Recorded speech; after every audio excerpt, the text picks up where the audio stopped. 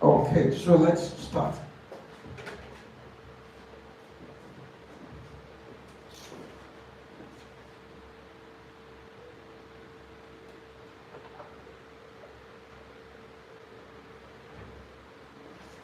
Okay, Daisy, can you hear me? Hello, Daisy, can you hear me?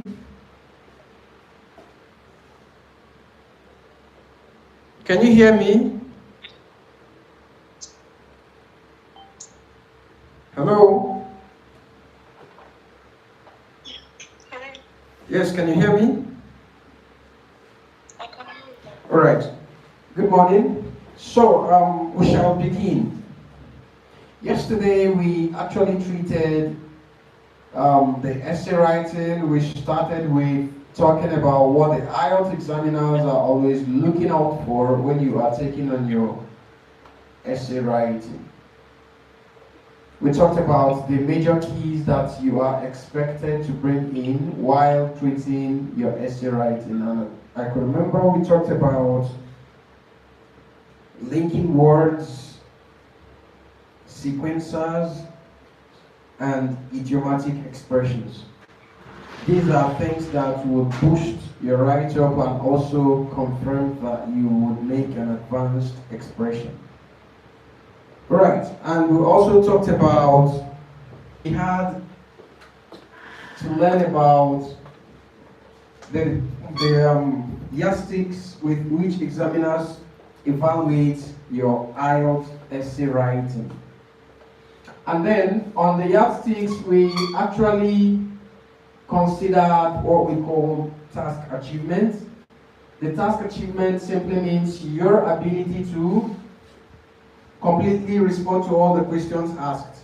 And then we talked about you showing off what we call task coherence and cohesion, where you get to show off your understanding of the question by sticking to the question during your response to what you are required to do. Now, of course, you may read the question and understand it, but when you're writing, you will drift. So you deviate entirely. So when you've actually understood the question and you deviate from it while writing, the examiner cannot know that you actually understood it ab initio.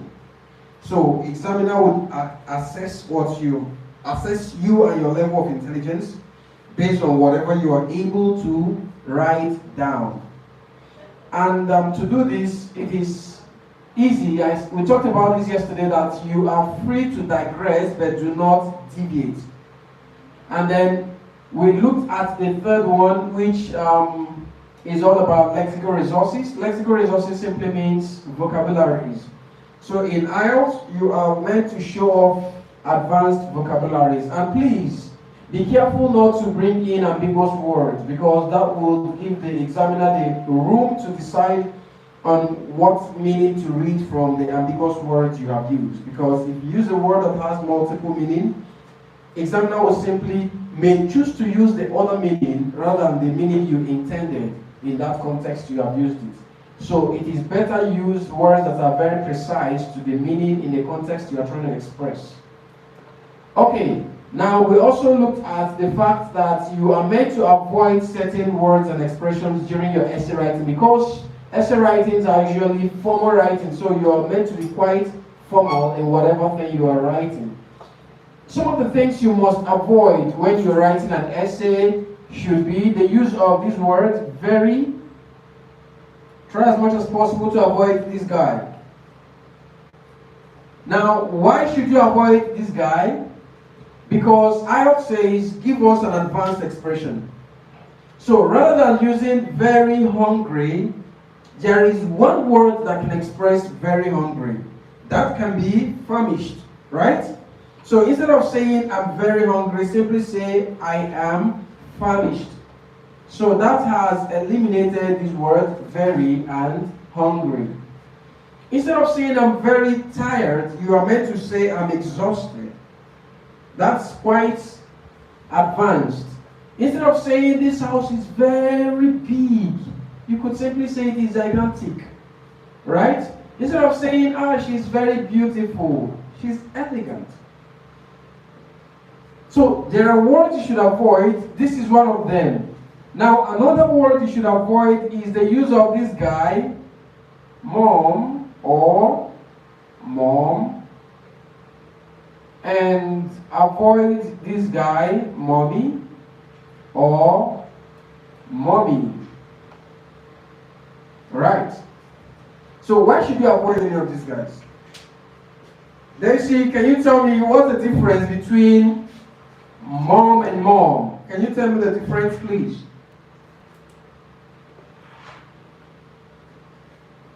Can we hear the difference between mom and mom?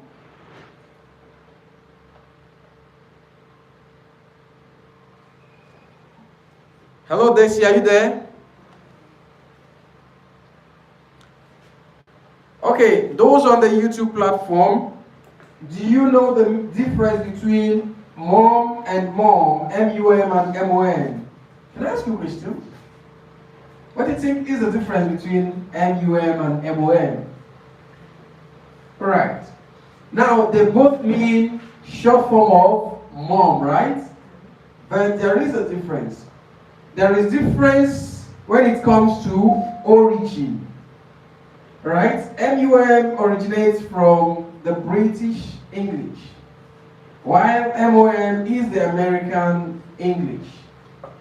Now, IELTS is not going to penalize you if you choose to write, when you make a sentence, and you bring in some words that are British and some words that are American in one sentence. You're not going to be penalized. But if you are able to decipher or differentiate between the British English and the American English, and you are able to stick to one, it is more professional. Now, apart from the origin, British and American, another difference is that this guy is ambiguous. This guy means more than mom. It also means to be quiet, right? When you are quiet, it means you are mom. So you need to avoid these guys. Now here also, this is the short form of these complete spellings. But these spellings are actually informal, so please avoid them. Now the formal word for these words here would be mother. So instead of using any of these guys, you are strongly advised to make use of the word mother. The same thing applies when you are going for dad or daddy. Please avoid these guys. They are informal. The right word to use would be father. What else do you need to avoid when you are writing an essay? Avoid the use of acronyms. Avoid the use of abbreviations.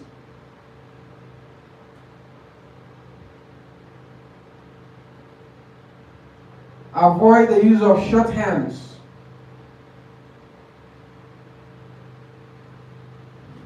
Now, what do we mean by acronyms? What are acronyms? Do you know what acronyms are? Yes, I know. Can you share? Perfect. Okay, let's hear what you think acronyms mean.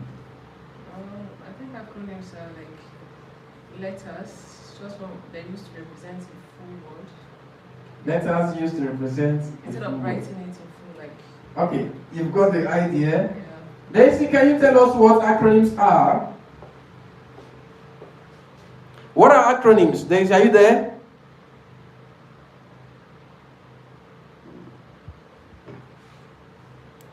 Okay, now acronyms are ideas or concepts or names formed by using the initials, the first letter of words, right? Acronyms are names or ideas or concepts formed by the combination of the first letters of the words. For instance, WHO, which can be called WHO, is an acronym for what? World Health Organization. ECOWAS, IMF, FIFA, these are acronyms. You are meant to avoid acronyms. except in a situation where you have established the full meaning in a first appearance, then to avoid repetitions, you then bring in the acronym. I don't know if you understand that. Let's assume you want to write about World Health Organization. You are saying that the World Health Organization has established a law that bans the importation of contraband goods to countries, especially the underdeveloped countries. This is because, based on their recent meeting, WHO, I'm not using WHO, so I don't want to repeat World Health Organization anymore, so I'm using WHO. So after this appearance of WHO, the next appearance I'm bringing in World Health Organization. So you keep repeating. When you use World Health Organization, next appearance you're talking about WHO, the next one World Health Organization. So don't just keep repeating World Health Organization, no. So acronyms should be avoided unless or except you have established the full meaning in the first appearance. Now, you should also avoid abbreviations. Right? What are these abbreviations? These are things we do consciously and unconsciously. You tend to abbreviate your expressions. You tend to abbreviate things that you are supposed to write in full just because you want to meet up with time or because you don't have the time to write in full. Please, in IELTS, every word you're spelling or you're to spell must be written in full in IELTS. So don't abbreviate. Now, shorthands. Shorthands are ways to write just to beat time and also to avoid the stress of giving full spellings. Now, shorthands are quite informal because the person you may be writing to, based on your normal or regular conversations, may understand you quite clearly. But for IELTS, the examiner may not know what the shorthand stands for. So you'll be losing communication at that instance. So please avoid shorthands. Ensure that every word you spell or you write must be written in full. We have gotten so used to shorthands because of the chats we do every day. So most of us have become so engrossed that you don't even realize that what you are doing is a formal exam. You end up doing the shorthand thing. So please be quite careful. Now, another thing you must avoid is repetition.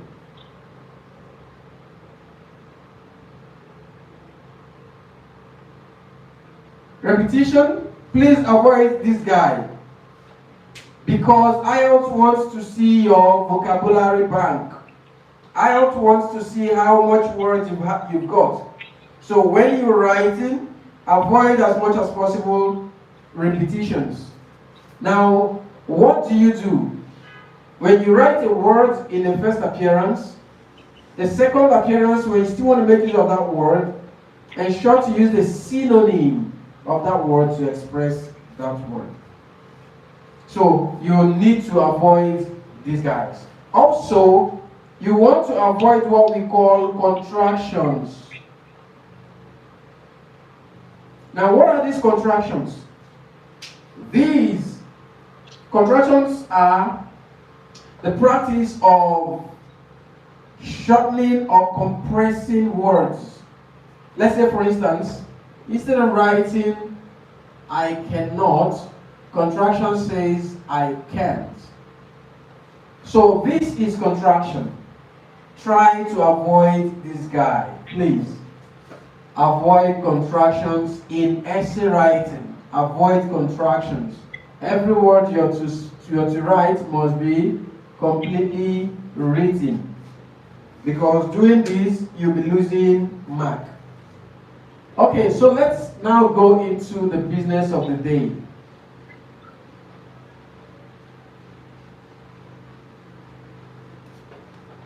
All right. Now, yesterday we rolled out. Is what you use you explain about the contraction? I said avoid contraction. For every word you have to write down should be spelled in full. Do you understand? Yes. So don't contract for anything rather. Alright, so let's begin. Yesterday we rolled out the formula. I told us yesterday that this formula has its basis on P1 to P4, meaning that your essay should have 4 paragraphs. Do not write less than 4, do not write more than 4. Having 4 paragraphs is just standard in IELTS test. Now let's look at this formula. Having 4 paragraphs, you will need to understand that each paragraph have got its own features and components. So the first paragraph, which is written as P1, you're meant to have the paraphrase, the thesis background statement, and your stance. Now your stance could be opinion, view, suggestion, merit, demerit, advantage, or disadvantage. This is largely dependent on the question. It is the question that will determine if you're meant to give an opinion, or you're meant to suggest how something should be resolved, or if the merits outweigh the demerits, or what the advantages of certain habits are. So, now, paragraphs 2 and 3 have the same thread, but of course, whatever you're going to discuss in paragraph 2 must be totally different from what you're going to discuss in paragraph 3. It depends on the question anyway. But your paragraph 2 and 3, you have to talk about your topic sentence, you have to talk about the body paragraph, and then you have to bring in an example. Remember yesterday I emphasized on the fact that you should avoid the use of e.g. Do not use this expression in essay. Do not use this expression in essay. Do not use this expression in essay. I gave you what to use yesterday. So I can remember, let me quickly take you through that again. Instead of using these guys, please, it is better to say, to further buttress my point. To further buttress my point. That's a way to cite an example. Another way is, one good instance support my point. One good instance or a good instance to support my point is, that's a way to launch example. You can also say to elucidate further. To elucidate further is another way to launch example. So please avoid this guy as much as possible. Now, after your paragraphs 2 and 3, we talked about paragraph 4, which is a conclusion. And then your conclusion could require you to give the synopsis of the topics you discussed in paragraphs 2 and 3. So once you have done a recap of the topics discussed in paragraph 2 and 3, then you go to your stance. The stance is that thing you must have written in paragraph 1, which might be your opinion or your recommendation or your suggestion or whatever it is. You have to bring it down to paragraph 4, but remember you are not copying it down to your paragraph 4 verbatim. You're not writing it word for word. You have to rephrase that which you have written in paragraph 1 when you're doing it, when you're bringing it down to your paragraph 4. So once you have done that, at that point, your essay is ready and completed. So, I gave you the various things that you need to do to have a complete essay yesterday. So today I said we shall go into breaking down the formula and how to apply it when you are treating the essay proper. So to begin, we're going to start with paraphrase.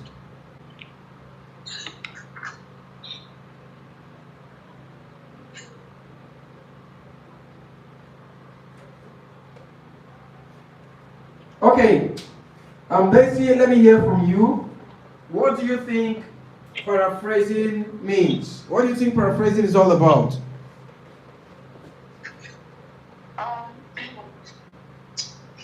Paraphrasing, it's basically kind of repeating an idea or a focal point in with different words and in a kind of shortened expression.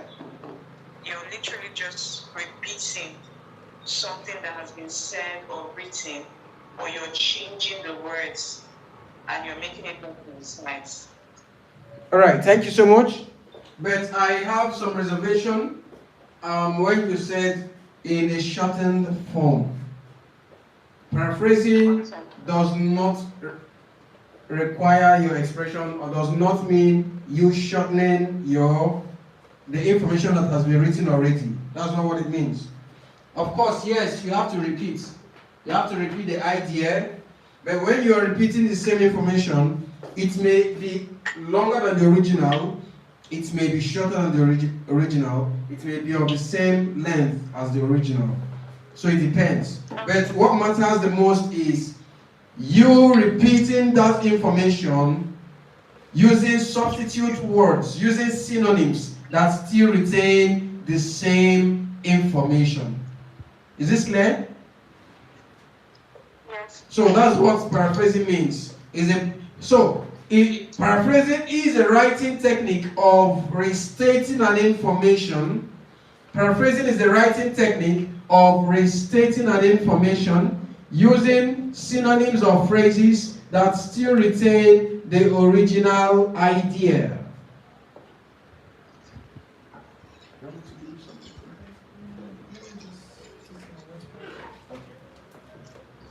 So paraphrasing is a writing technique of restating an information using synonyms or phrases that still retain the original idea. Now, when you're paraphrasing, you should compulsorily avoid the use of ambiguous words. That's one. Also, you should try as much as possible to avoid turgid words. Turgid words are high or big sounding words that may be a little difficult for an examiner to actually put together to read meaning to what you have written, following or taking from your own perspective when you were doing that writing. So try to use straight to the point kind of words that are quite concise and precise, that would enhance or foster communication. Let your dictions, that's your choice of words, let those words ensure ease of understanding. When we talk about ease of understanding, we are referring to a situation where you make an expression or when you write a sentence and then the examiner is able to read meaning to what you have written based on your own perspective, because you're not going to be there to explain to the examiner, this is what I meant when I wrote this. No. So examiner should be able to actually understand whatever you have written. So your dictions, your choice of words should be self-explanatory, and your expressions and sentence constructions should have ease of understanding. So paraphrasing is a writing technique of restating an information using synonyms or phrases that still retain the original meaning. So let's see how much we have understood this paraphrase. We could also say that in a very short way that paraphrasing means rephrasing an information accurately. Paraphrasing means rephrasing an information accurately.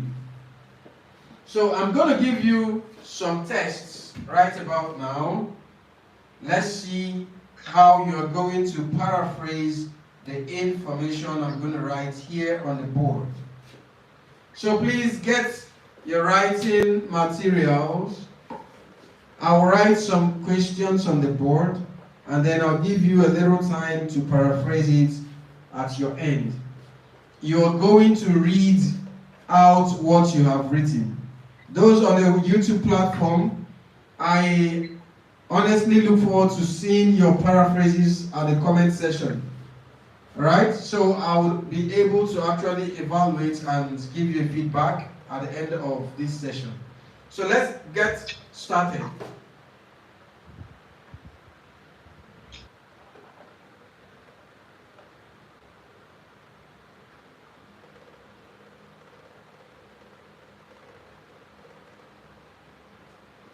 Okay.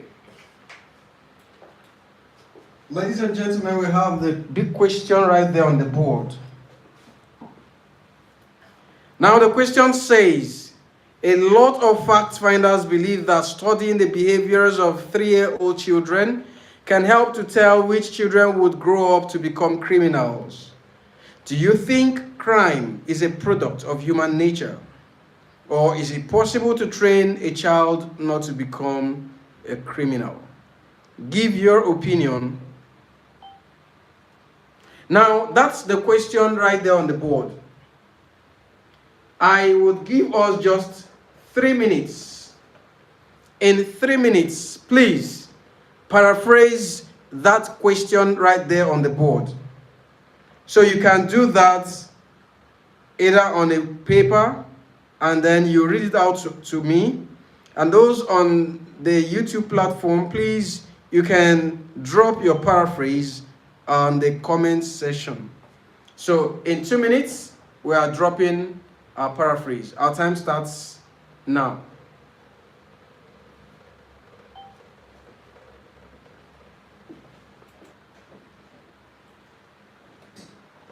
Okay, so our time is up.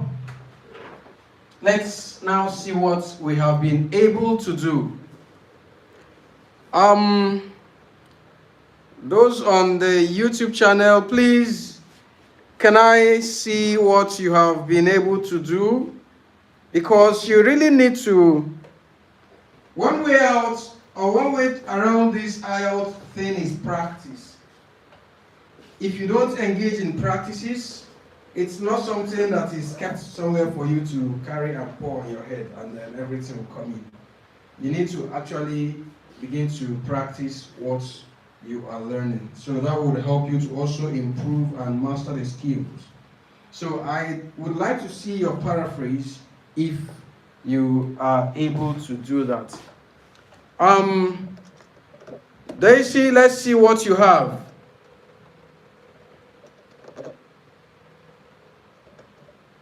Saying in my mind, you must start with me. Sorry, I'm starting with you already. Let's see what you have, please. So my paraphrase is, I'm not sure if it's not completed. Studying the characteristics, attitudes of 3-year-olds as researched by a large span of researchers has implied that such studies assist in informing the children that are likely to become criminals as adults. The bone of contention is whether or not crime is inherent in the nature of humans. That's where I stopped. Okay, well done. Nice attempt. We shall work on that. Okay, let's hear what you have. Okay, what I have here is a good number of researchers believe that studying the behaviors of children within the age of 3 can help to foretell which toddler will grow up to become criminals. Do you think crime is inborn or it can be taught?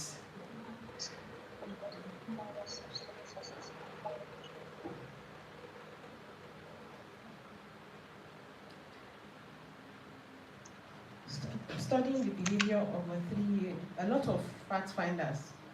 Okay, I'm not paraphrase actually. At first, when I came, I was looking at up, the advantage, and I was thinking it's the opinion.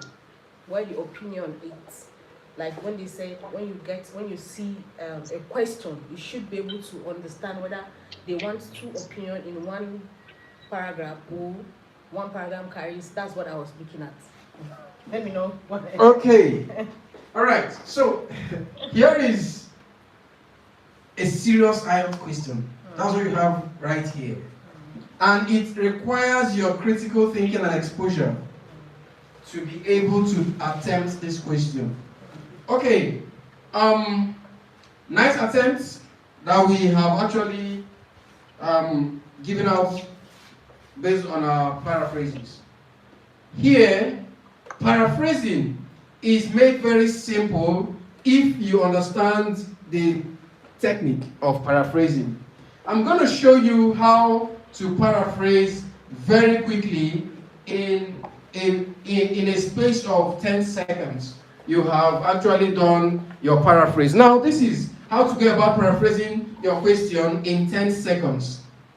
But before we do that, I would like to actually emphasize on this. Paraphrasing gets easier if you have built vocabularies over time. Because it is the vocabularies that will help you to change the keywords. Let me also emphasize on this. There is no rule in IELTS that says you must paraphrase every single word. There's no such rule anywhere. There is no policy that says you must also change the form of the word entirely before it becomes a paraphrase. No. If you are able to change the form of a word, just change the form without removing that word and bringing in a totally new word. If you are able to change the form of the word and it still comes out English, then it's perfect paraphrase. Do you understand what this means? Yes, sir. Can now this fact finder, the scientists, researchers? Aha, we are coming to that now. Now, there is a standing practice in IELTS that says if you do not paraphrase at all, if you do not paraphrase, your score cannot go beyond 5.0 if you do not paraphrase the question. Yet, another standing saying in IELTS is that it is better not to paraphrase than to paraphrase wrongly. Do you understand the contradiction here? Yes. That if you do not paraphrase, you can't score beyond 5.0. Yet, it is better not to paraphrase at all than to paraphrase wrongly. So what do? Simply change the ones you are 101% sure about. Can I say? Change them. A lot of researchers are of the opinion. You understand? A lot of researchers are of the opinion that studying behavior over 3, I've just paraphrased the ones up and continue normal with what's on ground. And that go.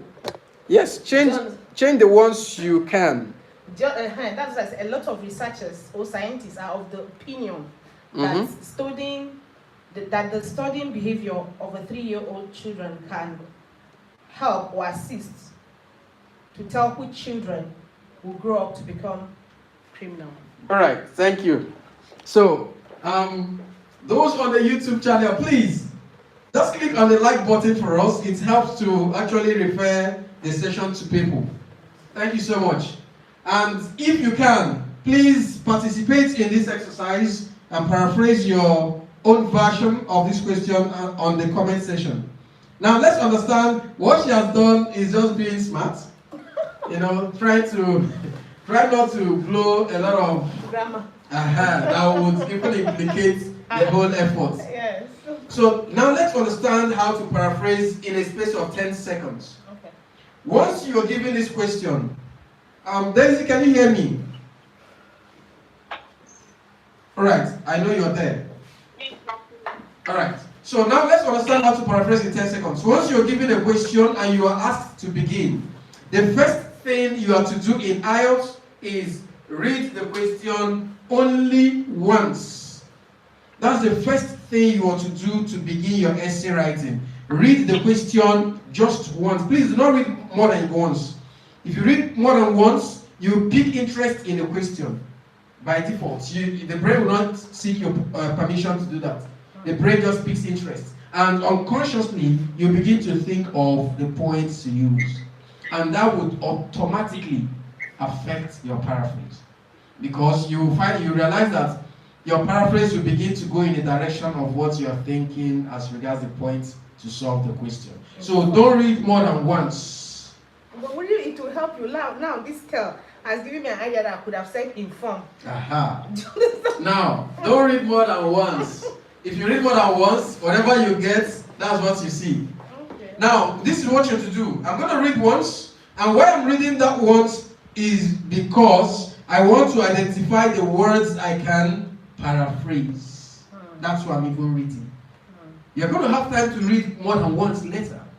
But for now, you want to paraphrase.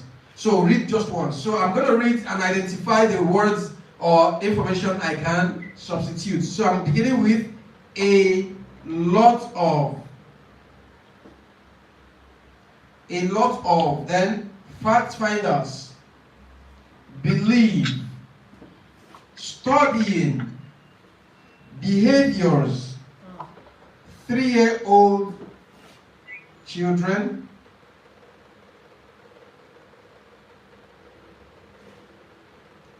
can help, tell, grow up, criminals. Alright, so these are the things I can change that will help me to paraphrase the question. Alright? At this point, you see this part that says, do you think crime is a product of human nature? It's not a question that you have to paraphrase. It is a question for you to act on. You do not need to paraphrase it. Daisy, do you understand this? Yeah. Because you said a bone of contention here. Yes. You don't need to paraphrase this part. It is directed at you to now act on in writing, okay? Then, this part also says, or is it possible to train a child not to become a criminal? It is also not for you to paraphrase. It is for you to also act on. And then lastly, it says, give your own opinion. And that's it. That's what I want to understand. That opinion? No, yes. How do you answer such question? You answer it as advantage and disadvantage question in the same paragraph, or you give it different, one opinion. Okay. Can we paraphrase? When we get to this point, I'll answer this question. Okay, sir. Let's paraphrase. Now here says a lot of. What does a lot of? What does it mean? I'm going to draw this to simply interpret how quantities come in IELTS. Please do not joke with that. It comes often.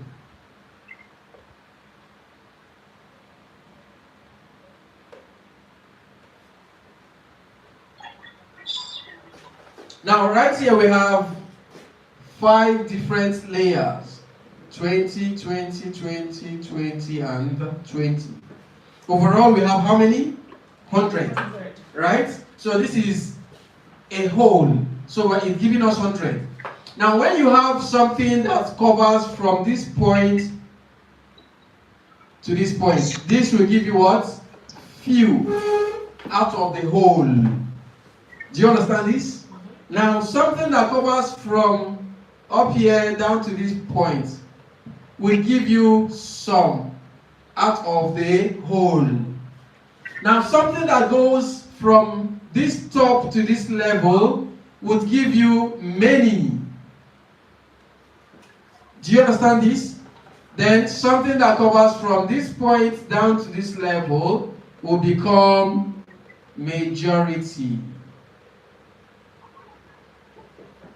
Is this clear to us? It's the majority that is not clear to me. What about the last one? This is everybody. There is no more demarcation. Do you understand this? For me, I will not say the last one is majority. No. Majority. When you have majority, then you still have a faction that will be part of you. Do you understand? So if you have majority from here, these people don't belong to the party. Right? Now let's understand the different quantities in IELTS. When a question says few, please do not make the mistake of saying many. To paraphrase it, you are increasing the value. So your paraphrasing is already going wrong. Right? So when you have few, you can simply say a handful of. A handful. That's few. Right? Or if it is something you want to use little, but you don't use little for humans. Do you understand? You don't quantify humans with little. Do you understand? So you can use little for inanimate objects like food, water, little this, little that. So, but it still translates to few. Do you understand this? Now, when you have some, if you have some, to paraphrase the word some, you can simply say certain, maybe some people, you say certain individuals, certain persons. Certain number of people, is it okay? Certain, no. There is another way to paraphrase some, which is a number of. So you don't put the two together? You don't put the two together. That would be tautology, repetition. You don't put the certain. If you are using a number of to paraphrase some, you don't bring in certain anymore. So you either say certain individuals for some people, or you say a number of individuals for some people. Please, do you understand this? Daisy, are you following? Yes. Alright. Now, if you have many, if many comes as part of your question, you can now say a lot. Right? So you can say a lot to paraphrase many. You can say several to paraphrase many. You can say numerous to paraphrase many. Do you understand? Now, when it says majority, simply put, most. Most. That covers majority. Do you understand this? So please, when first impression matters, you want to paraphrase the question and the first word is off. Pardon? Do we use a lot for many? Do we use a lot for many? A lot. Yes, that's what I said. You can say a lot of, or you say lots of. Okay? That's many.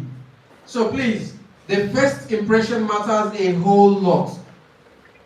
So Okay. Majority is most. Yes, please. Now let's paraphrase. Now what do we bring in here? Many. So on my question paper, on the day of my exam, if I'm given this question and I'm asked to begin, the first thing I'm going to do on my question paper is to use my pencil and identify the areas, the words I will change. Use your pencil. Nobody's going to give you additional mark when your question paper is neat. There's no extra mark. So use it and get what you need to write. The only mark what is written down on your answer sheet. Right? So on my question paper, I'm going to use my pencil to identify the words I can paraphrase. So right here I have many. Then fact finders, there is no space there. So fact finders, it depends. It could be researchers. It could also be scientists. It depends on the context. If what they are trying to find out is maybe medical field or something that has to do with laboratory practice and all that, then they become scientists. But if it is maybe tangible physical stuff that can be held, something that is heavy, then they are researchers. Or something that has to do with abstract behaviors, they are researchers. You and I can be researchers. You don't need to be a science. You don't need to be science inclined to become a researcher. You aware? You can research on anything, right? So for fact finders, we are using what? Researchers in this context. So please, this also tells you that the words you have to use is also can be determined by the context that it was applied. So researchers, I'm going to write up there. Then when you have the word believe, what can you paraphrase the word believe with? I can say think. I can say feel. I can say suggest. I can say opine. I can say. I can say are of the opinion. I can say are of the thought, are of the belief, etc. These are expressions that you can bring in to actually substitute that simple word believe. Alright? And then it also means wherever you see any of these guys, you can still use believe or any other one that come up there. Do you understand this? Yes. So right here, I could just say, Part of the board properly, sir. pardon? You won't see that part of the board properly. Okay. Can you see? Yes, please. Alright. Now here, I'm now going to substitute it with any of those words, maybe think or feel.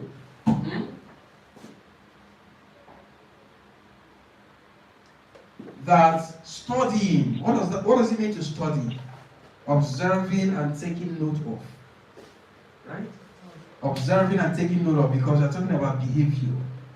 So you need to observe, you need to record what you're observing. So studying here, we paraphrase using observing and taking note of the.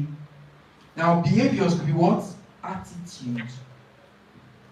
They see you use one big grammar there. Characteristic what? Attitude. Characteristic attitude. Okay. Now behaviors could be character. It could be attitude. So don't put the two together.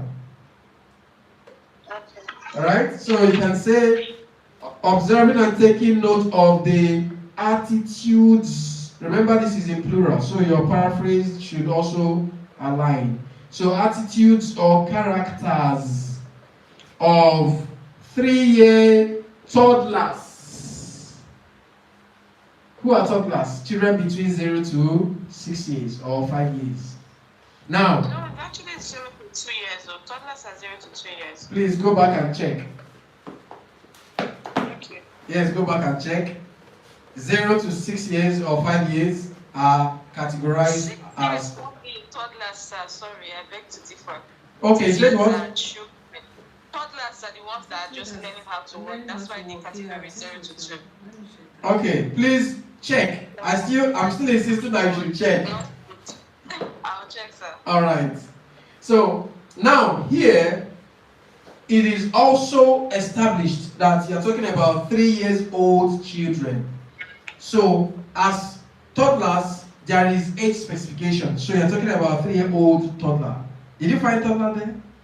Yeah. What does it say? 12 months to 3 years. 12 months to 3 years. So this guy falls under toddler. Right? So here you could just say 3-year-old toddler because there is it identifies 12 months, 3 years. So it could be 12-month toddler, it could be 1-year toddler. So here is quite specific, right? So you establish that, and then here says can help. How do you paraphrase can? Is capable, right? Or if you don't want to implicate yourself, simply say can aid. Is that correct? Can aid to do what? To predict, to tell. Foretell, yes. To predict. Predict what? Which children will do what? Develop to become a fugitive, a lawbreaker, whoever, whatever they want to give them. But please don't be very harsh in the choice of word. But is there a number of words that you must paraphrase, like in a sentence? What I calculating? What I calculating? If I paraphrase maybe 3, I'm okay. Okay, please. So these are things you want to actually try to do. Don't paraphrase only 3 and close your book. Paraphrase as much as you can, please. It is for your own good. It will have to boost your score. Right? So paraphrase as much as possible. I'm taking all of this. I'm going this far just to also help to build our vocabularies. So I'm sure we are now adding to what we already have. So it will help us. because IELTS actually repeats questions, but it doesn't happen often. So if you have practiced really wide, you stand a chance of meeting a question you have done, either in the reading or listening or even the writing. So where can we get the recent questions? There is no such thing as the. Because all I'm seeing is 2017, that one on the system. Okay, don't worry. I'll give you more recent questions to practice with. Okay, so Daisy, are you clear about the paraphrase? Yes, Prof. So let's paraphrase together. Many researchers feel that observing and taking note of the characters of 3-year toddlers can aid to predict which children will develop to become fugitives. That's all. Yes, please. We're paraphrasing one word into two. Which word is that? Observing and taking Yes. note. Yes. You know, the definition says is a practice of restating an information using synonyms of phrases that still retain the original idea. So it's not. So it's okay. It's not compulsory that it has to be just one word. One word. So it could be one word. It could be a phrase that will retain the original meaning. That's what matters. Okay. So now once you have done this, then you go and transfer to your answer paper. This transfer, that was what happened to me when I got home. I found out that the answers I put on a different thing. I did not transfer it. Alright, so this is the first Just be test. honest. I'm giving us another task right about now. Please try to, What about the This question the I second asked. half of the question? if we are to Do treat you- the essay, that's when this part now. Okay, we are not treating it yet. No, we are learning paraphrasing. It is very important.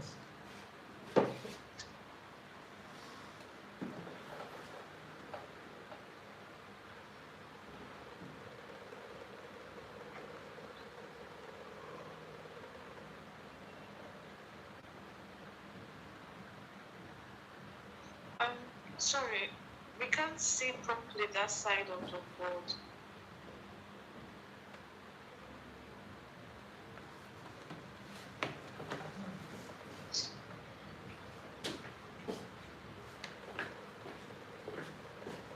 Okay. Thank you. Alright, so we have another question right there on the board. This is another question that has to do with humans. Right? I don't know, this one I'm treating humans. I hope it will come out this Saturday. Right here, it says some people argue that giving children access to computer helps them to improve in their intellect and academic performance.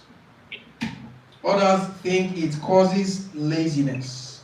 Discuss both sides of these arguments and give your own opinion. Please, you're meant to paraphrase this question in 3 minutes only. Please, in 3 minutes, paraphrase this question. Our time starts now. Those on the YouTube platform, kindly do your paraphrase and drop on the comment section. I would give you feedback at the end of this session. Please, our time starts now.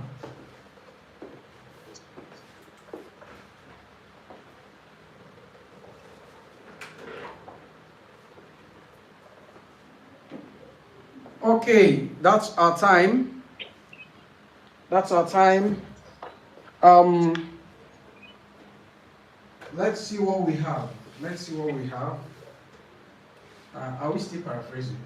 This is something we can do in 10 seconds. Daisy, I believe you're done. Yes, sir. All right, let's begin with you.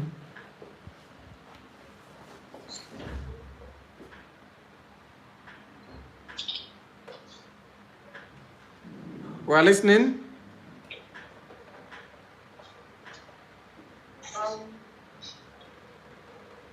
Certain persons are of the opinion that permitting the use of gadgets by minors assists in their intellectual progress and improved grades, whereas some have opined it results in laxity. Please, can you take that again?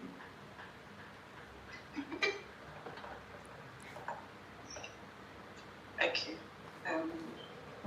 I'll change laxity to slow.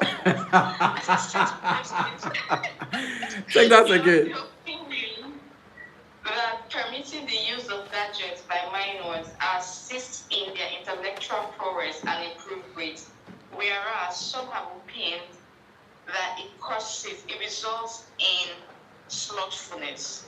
Slothfulness. Grammar upon grammar.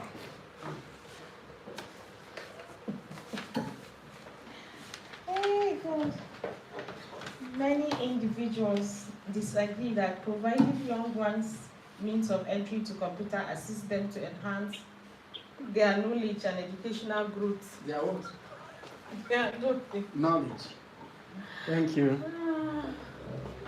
Let's see what you have. The other word I used was laxity. Laxity for laziness, right? Yeah. That's. I think I prefer laxity to slothfulness. Certain individuals contend that allowing children access to computer aids in improving their mental and academic performance, while others argue that it makes them indolent. Nice. Okay, nice attempts. I think it's getting better. Certain, most of us made use of certain individuals. Argue means debate, right? Yes, Disagree.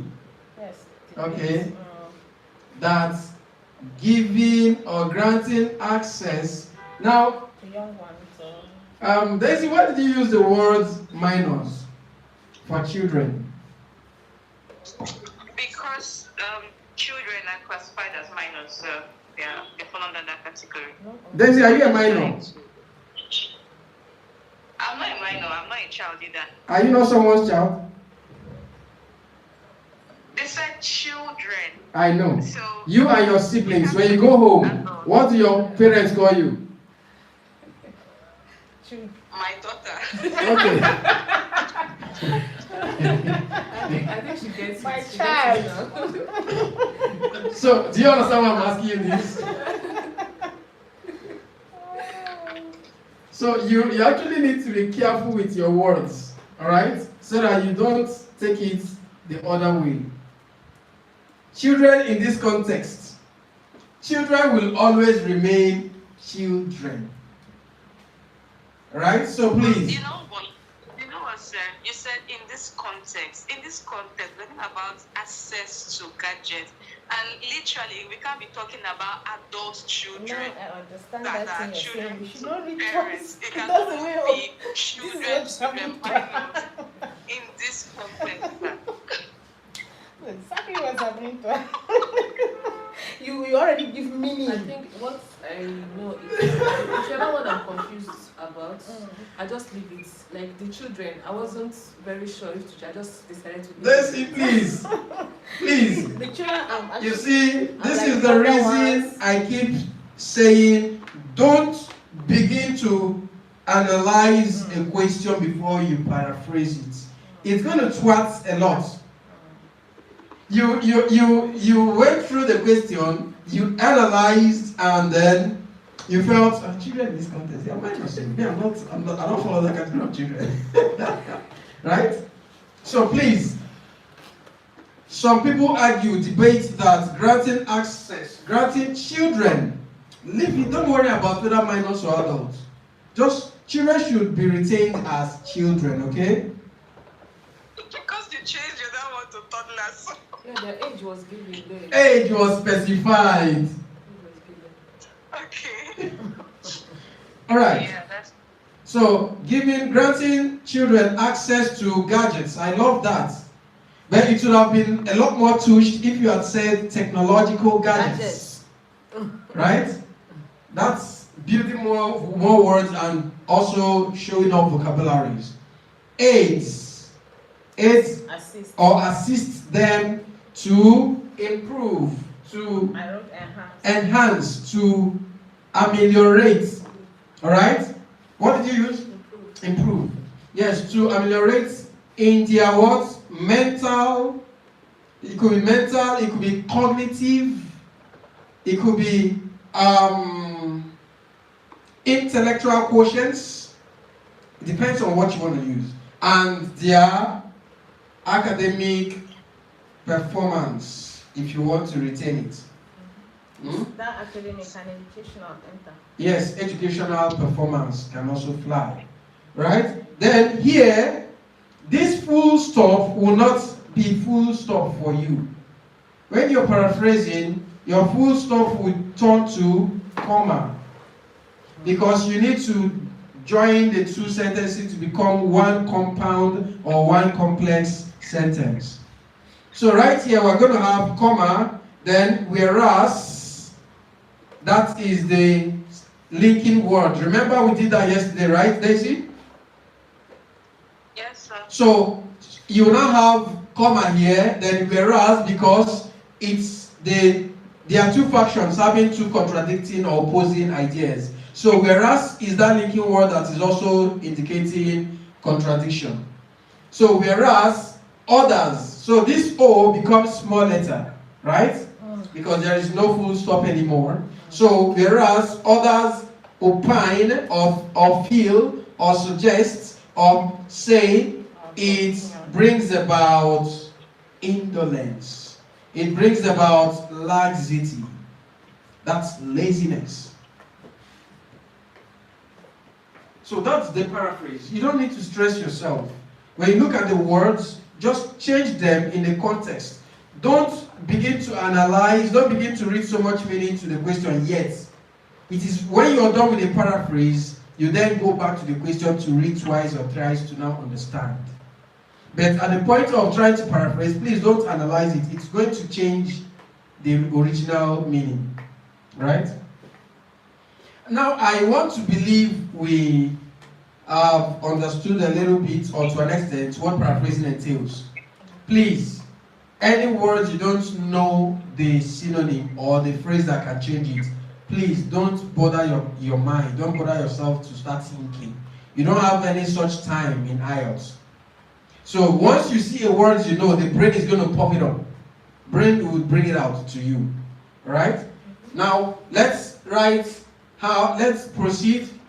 On my question paper, I will now write my paraphrase.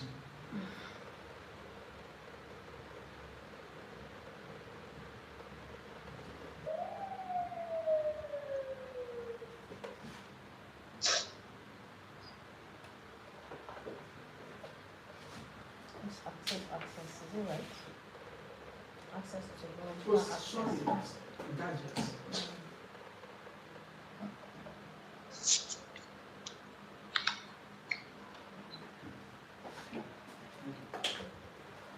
Okay.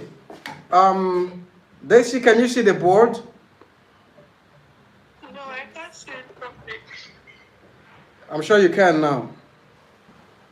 Yes, please. Okay. Yes, please. Hi.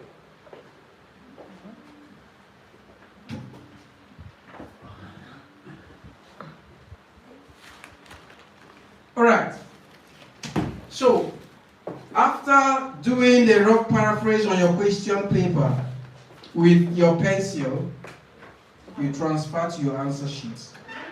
So, transferring to your answer sheet, you then come back to the original question. And then you read this original question twice or thrice. This time around, you are now ready to understand. You are now ready to analyze. You are now ready to think of what to do. Please, don't analyze when you are about to paraphrase. It's going to affect your paraphrase. So at this point, it says, some people, when you're coming to read to understand, do not read the paraphrased version. Read with the original words, so you have your first-hand understanding. Some people argue that giving children access to computer helps them to improve in their intellect and academic performance. Others think it causes laziness. Giving children access to computer helps them to improve in their intellect and academic performance. Others think it causes laziness. Okay? So there are two factions. These guys say it helps them to get better. These guys say no, it causes laziness. So now, your task as a test taker is to discuss the two arguments, the two sides. You have to discuss the two sides and give your own opinion. Do we understand this? Now, discussing the two sides. Okay. Daisy, are you back? Alright, so now, to discuss the two sides, you are not meant to support any path. I hope you're aware. Yeah, as in supporting this one and speaking against this guy. That's not what you're meant to do. You're meant to write in favor of both. Do you understand what this means? I think it's a little complicated. So now, discuss the two sides of this argument. how do you discuss the two sides? Why they Give say your opinion. discuss both sides of this argument and give your own Opinion. That's why. Okay. Opinion comes in. Leave the opinion At- first. Okay, you discuss. Leave opinion first. Okay. Discuss both sides. That's the first step. So to discuss both sides of the argument, you are to support this guy, give a point to support this guy, give a point to support this guy. Do you understand this? Discuss both sides means give a strong point, put yourself in their shoes, and support their cause. Then these guys put yourself in their shoes and also give a point to support their cause. Right? So after that, opinion will come in. Yes, let's hear your question. I wanted to know, like in the exam setting and all, and then they probably give you a question, over a topic that you probably do not have clues on, or you just have little clue, like you don't have facts and all of that. How do you now write so much, up to 250 words, and then kind of put illustrations? You just create them out of nowhere, and trying to put in the numbers and percentages like you talked in the last class, like trying to put in more bulk in your work. Do you create these things? Like, Okay. that's the All right. Very clear.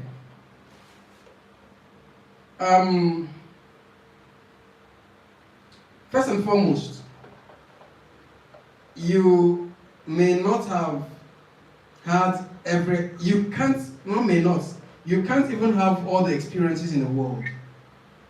Your experience is your experience. Mine is mine. We may not share the same experience in life, right?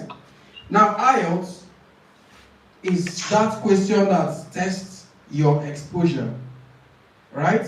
Your exposure, not only exposure to your local environment, but the global environment. Of course, if you've not been traveling, you must have traveled by watching global channels. For instance, Nat Geo World, BBC, CNN, and other global channels that expose you to happenings around the world. Now, back to your question, Daisy. When you are asked, or when you are faced with a question you have no idea about, you must write on it. That one is, I also will tell you, this is Dole.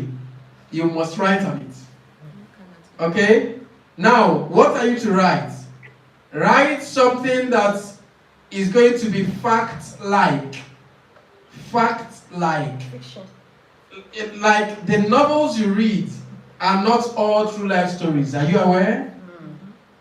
But they create them in ways that you begin to picture it as something that is real.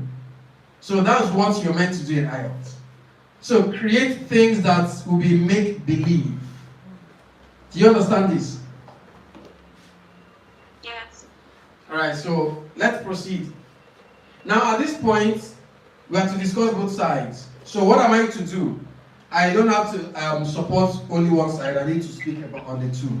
So on my question paper again, I'm going to plan my essay.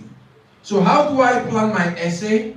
At the bottom part of my question paper, I want to bring out two different points. Two different points, one for each. Now, these two different points, one for each means you create a point that would say, that would support these guys that say children should be given access to gadgets to improve their intellect. So how does that work? What point should I give? How does technological gadgets improve children's intellect? It gives them access to a wider information. Pardon? It gives them access to a wider, it gives them a wide information or knowledge of things happening around the world. It brings far close to that. I don't know. How does technology improve their intellect? I would say it gives them exposure to information and It actually knowledge causes them that is to be not tech within savvy their in immediate an early environment. age and prepares them for the future. You say it causes them to do what? To be tech savvy in an early age and prepares them for like the future pathways and challenges, and in a world where technology and AI is the order of the day. So it sort of prepares them to be ready for their future, in terms of tech and all of that. This person is a Gen Z. Are you a Gen Z, Daisy? It's tech. Tech savvy. Tech. Alright, better. That's clear. Now here, the point we're going to raise should be points that is globally applicable. Right?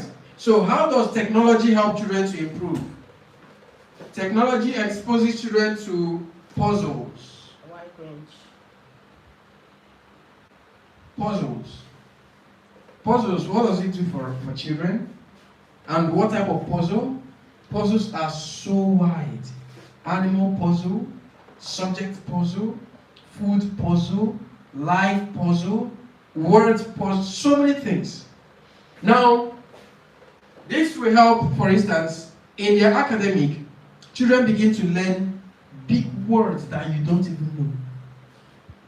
And the technological gadgets will not only expose them to those words, it also pronounces those words Wide to range them. of information. Right? Is that not, that just to summarize it? Wide range of information. Okay. Yes, that's summary. But when you want to explain, where do you go to? Definitely to those ones. You want to go to something that is relatable. Yeah. That's why it is better not to go for an ambiguous idea. You look for just be very straightforward, straight to the point. So, what puzzles, for instance, will help children to improve in their spelling bees at school, their pronunciations, and their speaking skills as well. You have children who don't have international passports, but when you hear them speak, you think they studied abroad, right? So it's because of tech. So the tech you give to them, you call them tablets or iPads, right? They have a lot of cartoons, they have a lot of rhymes, they have a lot of educative content that exposes them to education. You might also want to talk about exposure to coding and robotics from young age up to adulthood. People learn about coding with their tablets on YouTube. They get to do all of that. And then those that have undergone training improve and master the skills of their own with access to technology. Now, it also helps them to undergo what we call homeschooling. We know about homeschooling? Yeah. Where a child does not need to go to school, to the normal school environment. But there's a popular gadget like that in Nigeria. Is it e-learn? Right? E-learning or e-learning. Something. There's something about learning. We have homeschooling in Nigeria. You learn. You learn. Yes, we do. In Nigeria. You lesson. I was doing that before. You lesson. You lesson, yes. I was doing homeschooling for a lot of families. I'm not talking about lessons. No, I mean homeschooling. Homeschooling. They don't go to school. Let me tell you. Nigeria here? Yes. I wasn't aware. How do the new diplomats, how do their children go to school before they settle? Homeschooling. I have a company that does that. So they just come in, we get the connections, we get contracts signed, and I send teachers to their homes. We have scheme of work every term. While others are learning at school, we also use the same to teach them. Do you understand? So there is, and there are, not even there are homeschool companies. Now, having access to gadgets too enhances homeschooling, where you lesson, yes, that's the name. You lesson can be running homeschooling. Your child will be at home. The teacher will be wherever he or she is, and they learn on their schedule or rota or timetables. This teacher will come teach, another one comes teach. So that's it. It's not different from what you're doing. Yes, it's not different. It's just that mine, I'm just the only face they see. Yes. But the standard homeschooling, there are different teachers taking different subjects. And it doesn't have to be that all of you are in the same place. No. Some you find that it's in Lagos. Different countries, Yes. different locations. When it's time, the person will just connect. You just sign up. Sign up. There is password to every subject. Right? So these are things technology would actually give access to when it comes to children. So yes, you have this point. And then on your question paper, you talk about puzzle. For instance, you talk about word puzzle.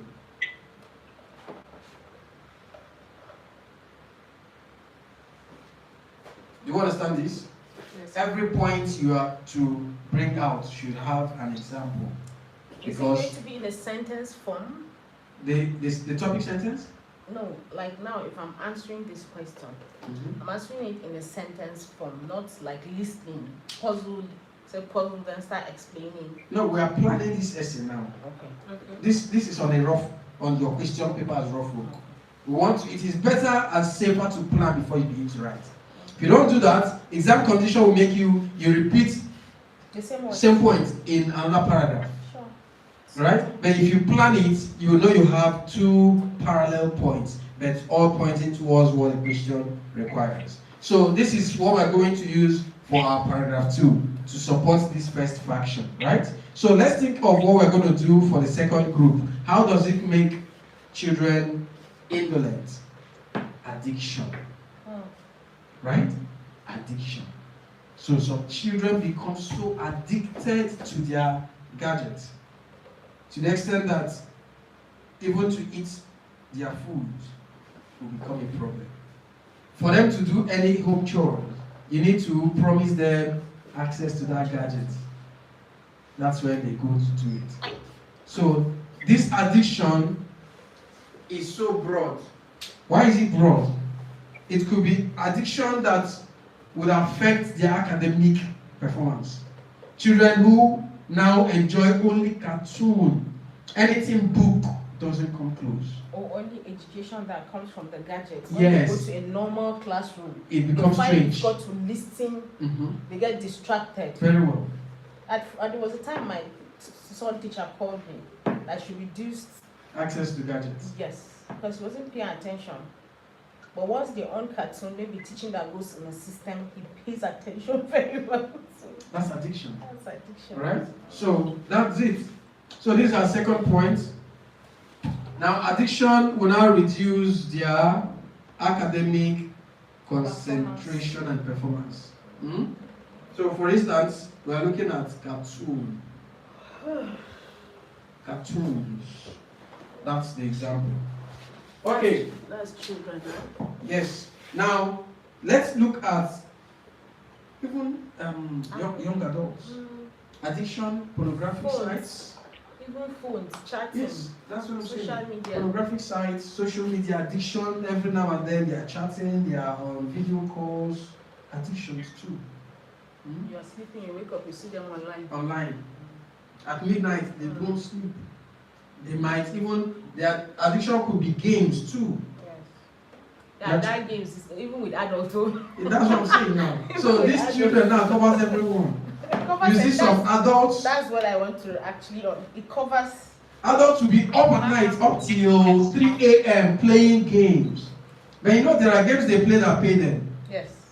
They do these paid games like gamble, addictions, right? Okay, so now we are done with generating points for paragraph 2 and paragraph 3.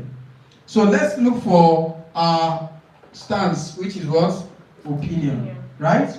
So what's your opinion? Your opinion could be one-sided. Your opinion could balance the two issues. So you choose what you want to opine and how you want to go about it. Do you understand? IELTS is not going to penalize you if you decide to take. Can I now say, in my own opinion, like a debate, the advantage, that's if it comes, the question comes in advantage and disadvantage. No, you can opine and make it advantage and. Okay. Okay. However, in my opinion, I strongly believe that the advantages derived from giving access to gadgets outweigh the disadvantages. As such that it can improve children academically, it could improve children in their psychomotor domain, that is the use of their hands when they are doing robotics and practical aspects. Still like that, it could also be controlled. Yes. Or managed. Then you can say, in as much as the advantage is derived from, this is my opinion now, personally. In my personal opinion, I strongly believe that although the advantages derived from granting access to technological gadgets are way more than the disadvantages, there is also the great need to regulate their use and access to the gadgets by placing what we call parental control and guide. This will balance the two arguments, right? So that's the way to place your opinion. So I should carry your brain to the exam. So when I just carry your brain. So when you write this opinion this way on your question paper, you are ready to now complete your paragraph 1. So what you do in your paragraph 1, you have just only paraphrased. So we came down to plan our essay. Now we are done with the planning. We need to come back to the paragraph 1 to complete it. We are to talk about the thesis or background statement, right? So to talk about the thesis background statement, there are standards to express and launch that. The standard can be, you can simply say this essay,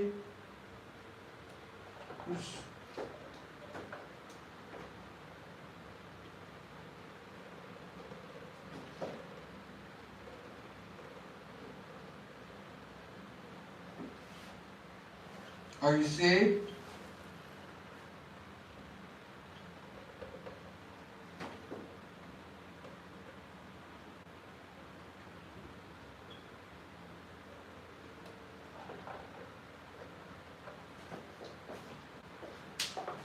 so those are the two templates to actually launch your thesis or background statement. Those are two templates you can launch your thesis or background statement after your paraphrase. Now we cannot continue the thesis background statement right here because the space is very little. But on your answer paper, if you have some space, let's assume this full stop happens to be right here and this place is plain. Please start your thesis background statement there on the same line. Okay. Don't go to another line where you have space. Or don't make the mistake of constituting another paragraph. You are supposed to be treating just paragraph 1. Daisy, do you understand this? Can you recap, please? Okay. We have completed the planning of our essay. Did you get it up to this point? Yes, please. All right. So after planning the essay by drafting out your points, attaching examples with each, and also drafting your opinion, you are now ready to get into your essay proper. So I said you need to go to your answer sheet where you stopped at the paraphrasing. Now on the answer sheet, I said if you do not have space, like here, we don't have space, right? Because of where this full stop of the paraphrase is appearing. So we are going to start from this point to establish our thesis background statement, okay? But I said if your question paper, if your answer sheet have space, for instance, if this full stop happens to be here and throughout this point there is nothing written here, I said you need to continue your thesis background statements from there. Is this clear? Yes. Alright, so let's create our thesis background statement. Our thesis background statement would say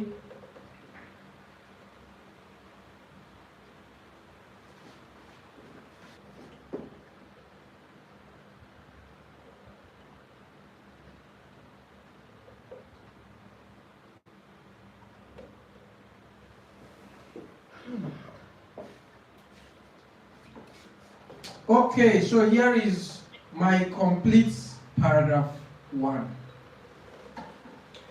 Alright, so it says, I'll begin by reading through the questions and then our thesis background statement as well as the stance. The question says, a number of individuals debate that granting children access to technological gadgets aids them in their cognitive and educational performance, whereas others opine it leads to indolence. In this essay, I will be writing to vividly discuss the arguments raised above. Meanwhile, in my experiential opinion, I strongly believe that inasmuch as the benefits of giving children access to computer can never be overemphasized, as it does not only boost their vocabularies and communication skills, it also enhances the coding and robotic skills and mastery. Notwithstanding, it is pertinent to monitor the activities of children on the gadgets by activating parental controls in order to prevent the abuse of such privilege. So at this point you have, yes ma'am? Okay, thanks. Yeah, okay. At this point you have actually completed your paragraph 1. Examiner who reads this will clearly foresee what you will be doing in the essay, right? So this will be of great help. They would now know that this person really understood the question and what he or she is expected to do, and the person actually has what he or she will be discussing in the other parts of the essay. So this is the way to go. I have a question. She asked the question first. Okay, you asked a question about how to count your words, right? Yes, please. Remember, the instruction says 50 you should write at least 250 words. So how do you count your words? On your answer paper, let's assume this part, these first 2 lines is not part of it. On your answer sheet, this is what you have to do. 1, 2, 3, 4, 5. 1, 2, 3, 4, 5, 6. 1, 2, 3. 1, 2, 3, 4, 5, 6. On an average, I'll give it 5 words per line. Okay, you have to count more than 2 lines. No, I counted up to 4 lines because the first line here gave me 5 words. Second line gave me 6 words. They are different. Now the third line is giving me only 3. That's a total difference. Now I need to check the fourth line and it's giving me another 6 words. So 2 6 words, 1 5, and 1 3. So overall, I want to give an average of 5 per line. Because me, I used to count only 1. No, we want to have an average. Examiner will also check the average from the first 3 or 4 lines. So from there they have the average. So they now check how many lines you wrote and multiply by 5. Daisy, do you understand this? So you up, the down, the straight line. 19. 19 times 5, 95. Give me 95. Okay, 95 words, right? Perfect. So if this is giving us 95 words, then by the time you write these 2, you also have about 90 or more. So 90 times 3 is giving you around 37, right? Is it? Or 90 times That 3. should be around 270. 270, yeah? That's correct. 270 words, right? So 270, yeah. 3 paragraphs already will cover the minimum number of words. So that's nice. Yeah, everyone answered my question, so I don't need to ask you. I have a question though. Okay. Well, are So you this supposed is to still stop paragraph at one. paragraph 3? Hmm? I thought this would come at paragraph 4. What? Conclusion and stance. So you, like, after stating this now, you still come down to paragraph 4 and repeat the same thing? And from this point Yes. to this point, You bring it down to we'll paragraph come down to paragraph 4. But I said in a rephrased way. Daisy, you were asking a question? Yeah, you said, you mentioned that 3 paragraphs had already given you 250, and I'm like, but we're not supposed to stop at 3 paragraphs, we're supposed to do the complete 4 paragraphs. Of course. I said that the 3 paragraphs alone have covered the minimum number of words. I get your point. So that means the issue of writing 250 words is nothing. Just write. So You hit did they it. say not more than or not less than? Write at least. At least. At least. Okay. Meaning minimum of. Minimum. Okay. But it can be more than. Alright, so this is where we're going to stop at this point. How to develop your paragraph 1. Paragraph 1. Paragraph 1 alone is the blueprint of your essay. Getting your paragraph 1 right guarantees that you know what the remaining part of your essay is going to be. And doing your paragraph 1 right solves your essay by 50%. Because your paragraph 2 is already solved. At the point of drafting the points, the first point will come here. And you know, for you to think of a point, you know what you want to say about that point. So you already have the topic sentence. That point will become your topic sentence. Now, knowing what you're going to write about it, when you begin to develop it, it becomes your body paragraph. The example we attached to the point will now come here. The second point will be used in paragraph 3. You develop it. The example we attached will come here. Conclusion, very straight. Stance, already solved. Conclusion. Your conclusion, you can, since you have written so much, simply say, in light of the above, I therefore recommend strongly that you bring in your opinion. You don't need to talk, no outside telling bad In your opinion. Do you understand?